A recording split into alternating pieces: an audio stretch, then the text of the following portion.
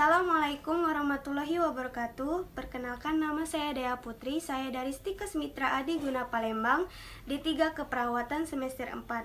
Di sini saya akan menjelaskan tentang osteomyelitis.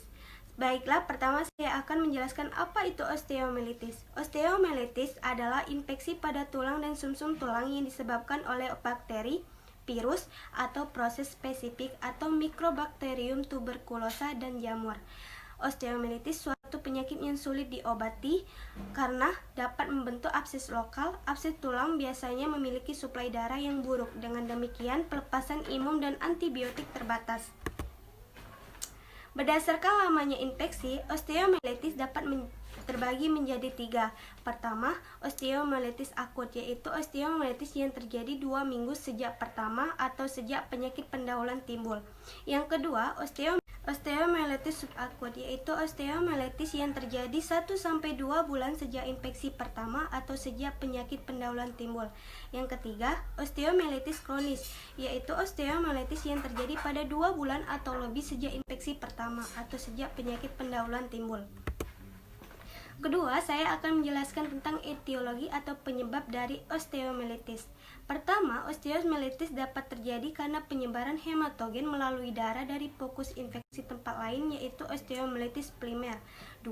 Osteomyelitis yang disebabkan oleh kuman di sekitarnya seperti bisul dan luka.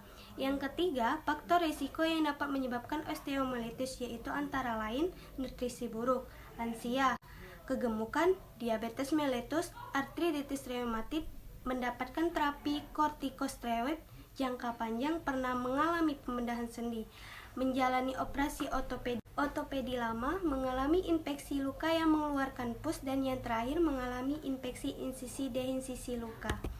Penyebaran osteomyelitis, penyebaran ke arah korteks membentuk abses subperiosteal dan sulit litis pada jaringan sekitarnya. Yang kedua, penyebaran menembus periosteum membentuk abses jaringan lunak. Yang ketiga, ke arah medula, penyebaran ke persendian terutama bila kelempeng pertumbuhannya intraartikuler, misalnya sendi punggul pada anak-anak. Ketiga, saya akan menjelaskan tentang patofisiologi osteomyelitis.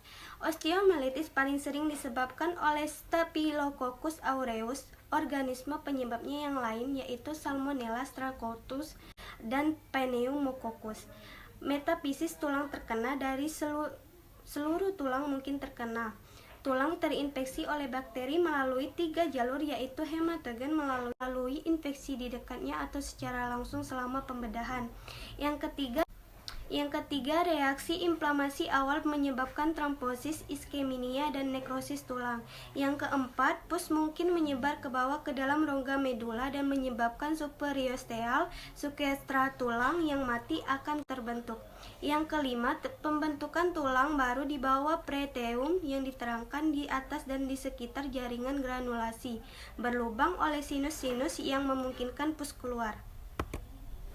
Keempat, saya akan menjelaskan tentang manifestasi klinis atau tanda dan gejala osteomyelitis. Manifestasi yang terjadi pada pasien osteomyelitis adalah sebagai berikut. 1. Jika infeksi hematogen pasien mengalami demam tinggi, pasien menggigil dan denyut nadi cepat.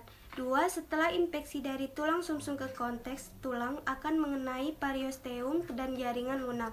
Bagian yang terinfeksi menjadi nyeri, bengkak, dan mengalami nyeri tekan. Yang ketiga, jika terinfeksi terjadi akibat penyebaran infeksi di sekitarnya atau kontaminasi langsung, tidak ada gejala septikemia. Gejalanya yaitu daerah infeksi membengkak, hangat, nyeri, dan terjadi nyeri tekan. Osteomyelitis kronis yang ditandai oleh pus yang sering mengalir keluar dari sinus atau mengalami periode nyeri berulang, inflamasi, pembekakan, dan pengeluaran pus.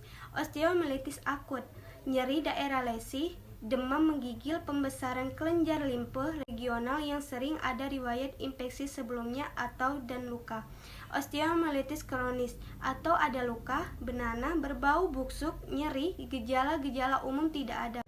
Kelima, saya akan menjelaskan tentang komplikasi osteomielitis. Osteomielitis apabila tidak ditangani dengan tepat bisa menimbulkan komplikasi, yaitu pertama, kematian tulang atau osteonekrosis, infeksi pada tulang yang menghambat sirkulasi darah di dalam tulang. Kondisi ini bisa berujung pada kematian tulang. Yang kedua, artritis septik, infeksi di dalam tulang yang bisa menyebar ke sendi yang terdekat. Yang ketiga, kanker kulit. Kondisi ini dapat menyebabkan luka terbuka dan mengeluarkan nanah. Kulit di sekitarnya beresiko lebih tinggi terserang sel squamosa. Yang keempat, gangguan pertumbuhan. Gangguan pada anak bisa terjadi jika osteomielitis terjadi di daerah yang lebih lunak dan lempeng atau lempeng pertumbuhan di kedua ujung tulang lengan kaki. Yang keenam, saya akan menjelaskan tentang penanganan osteomielitis. Penanganan yang dapat dilakukan dalam melalui terapi antibiotik yang bersifat broad spectrum antibiotik yang diberikan selama 4-6 minggu, antibiotik lokal juga diberikan bila dibutuhkan, maka dapat dilakukan tindakan pembedahan atau debridement maupun drainase pus. Ketujuh, saya akan menjelaskan tentang pencegahan osteomielitis. Pencegahan yang dapat dilakukan dalam melakukan septik dan antiseptik yang benar. Penanganan infeksi lokal dapat menurunkan jangka penyebaran hematogen. Antibiotik profilaksis diberikan untuk menyampai kadar jaringan yang memadai saat pembedahan dan selama 24 jam sampai dengan 48 jam. Setelah operasi akan membantu teknik perawatan luka pasca operasi aseptik, menurunkan insiden infeksi superficial dan potensial terjadinya osteomielitis. Dan yang terakhir, saya akan menjelaskan tentang pengobatan osteomielitis. Ada beberapa cara pengobatan osteomielitis, yaitu mengistirahatkan bagian yang terlibat, pemberian antibiotik broad spectrum, memberikan tata laksana suportif dan pereda nyeri, mengidentifikasi jenis organisme penyebab, melakukan drenasi pus, stabilisasi jika terjadi fraktur, debridement jaringan avaskular dan nekrotik, mempertahankan jaringan yang sehat. Terima kasih, itu saja sekian video dari saya. Wassalamualaikum warahmatullahi wabarakatuh.